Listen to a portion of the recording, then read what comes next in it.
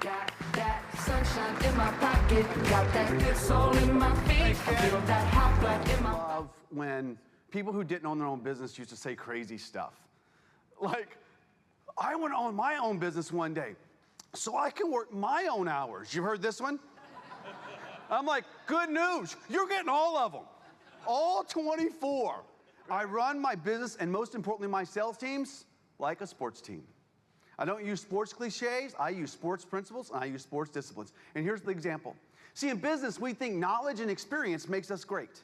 It's not true. You see, in sports, it's not about who knows the sporting event the best. Those are the guys who are the announcers. It's not the people who know how to act the best. Those guys are the directors. It's who has the best talent, the best skill, and has the most commitment and the most practice to do the job better than anyone else. They are successful because of their skill, not their knowledge. And I will tell you in business, what I have found to be true is true in every industry, in every country, is the leader who can focus on making people better and not more experienced wins. Now, and lastly, a sales professional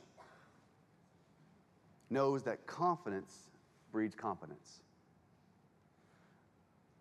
Confidence is not something that we inherently have and keep. That's the trick. A lot of people think confidence is something that you're born with. Confidence is something that we continue to fill up. When we learn something, like have you ever noticed when you leave this meeting, you're more confident when you go home?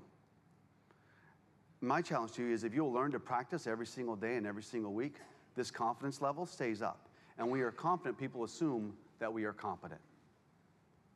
And I will tell you, as a father of 3 daughters, there's nothing more important to me than my confident daughters. Don't care about smart. I like kind, but I need confident. And my youngest daughter, we go to meet with her teacher. And when she was in first grade, she's now in first grade again. There's a story here. And we go to meet with the teacher, and so my wife's like, I said, hey, do I get to go on this one? She goes, yes. I don't go to schools a lot anymore. I did a field trip once, and it didn't go well. See, I like kids. Well, no, that's not true. I like my kids. I just don't like other people's kids. I know, I coach baseball too, it's whatever. And so I go to school and the teacher says, hey, listen, let me tell you about Savannah. She is just this, they call her sunshine. She is so positive and everybody loves Savannah. They call her sunshine. And I'm like, she gets that from her dad. And my wife's like, no words, but a lot said. And I went, and then she says, but Savannah doesn't focus. Like, she's half time she's in Savannah land, which we don't know where it is. It's just not here. And if I give her direction, she starts off real strong, but fades away. And my wife, without skipping a beat, she gets that from her dad. And she's so right. The teacher continues talking, and she says, we want to move Savannah to second grade because she passed. And my wife says no. She's not ready. She's too young. She's an August 31st baby. She's half the year too young. And she says, we would rather have a confident daughter than a smart daughter. Because we'll get smart, but we need to start confident. And that's how we need to be in sales. How many people believe attitude is important? Raise your hand. How many believe it's the most important? Raise your hand. I believe, I agree with you. How many of you are leaders that have employees and believe attitude is most important? Raise your hand. Okay, here's what I want you to do. If you have employees and you believe that attitude is the most important, tomorrow morning I want you to go fire everyone with a bad attitude in your office. Everyone's like, oh, hey, back it up. Don't know if you know this about my office. I got 2 employees. I fire one, it's me. It's a bad idea. But it's true. I'm not saying go fire them yet. I'm saying sometimes we don't tell people what we expect out of them.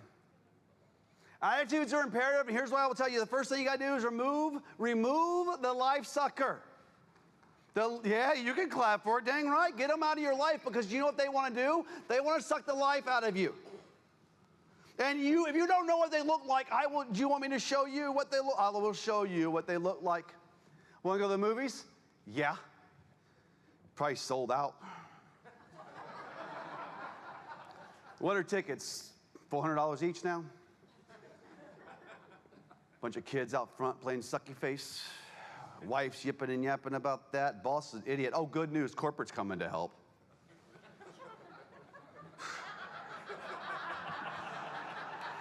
I always find that funny when they're paying my bill. Yeah, I'll go to the movie with you. Raise your hand if you know someone like this. I'm gonna warn you, if you're not raising your hand, pretty good chance it's you. I'm just giving you observations, I'm not making judgments. But you gotta remove the life sucker. Man, people say, how you doing? I say, I'm living the dream, no matter what. Living the dream. And it's great because it's applicable whether I'm having a good day or a bad day, because I did not say it was a good dream. I have 4 children, 25, 17, 9, and 7.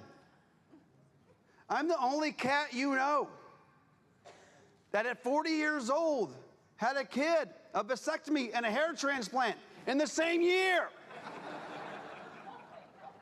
I know, my wife's like, quit telling everyone about the hair transplant. Might as well tell you I've had 2. A sales professional, our intent is truly to serve them. Listen, I'm a servant. I want to serve you. I want you to love me. And because I found that if you love me and I serve you, you pay me. It's really cool. Have you ever noticed the greatest servant in a restaurant gets the biggest tips, not because they're working for tips, but because they're servants? And people think servants are low-level people. No. The greatest leaders I've ever met in my life, the most successful people I've ever met in my life, are the greatest servants. Because they're so confident, they're humble, and they don't worry about, no task is beneath them. FBI selling. You use this, feature, benefit, impact. I love this. The skill that I want you to bring with this is this. The feature is not your product. The feature is you. We've been teaching this wrong since the 80s, or even before that, but I only remember the 80s because I'm not that old. Hair transplants work. The feature's us. The benefit is the time and the service we give people. They can buy your product or a similar product of yours anywhere else, can't they? I mean, come on. Every business that's not government is a commodity, if we allow it to be. The value that we must sell is what we do, not what we say. It's what we understand, not what we tell. We are the feature. What we do is benefit.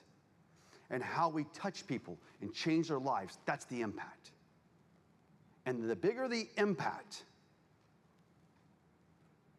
the more the success. Say, I am passionate. Thank you, guys.